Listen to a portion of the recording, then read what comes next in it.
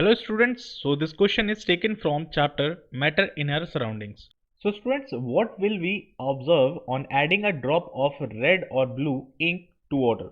Our first option is particles are still in position. Our second option is particles are moving continuously. Our third option is particles show to and fro motion, and our last option is none of these. If we come to the solution of this question, according to the first part, particles are still in position, we can say that it is wrong because particles in all three states of matter are in motion. As if we look in solids, the particles vibrate at their own places. If we look at in liquid state, the particles move but with moderate speed, and in gaseous state, the particles move very rapidly. So our first option gets eliminated. Now if we look at our second point, that is particles are moving continuous. When a drop of ink is added into the water, then gradually the whole quantity of water will turn into the ink color which was added into the water.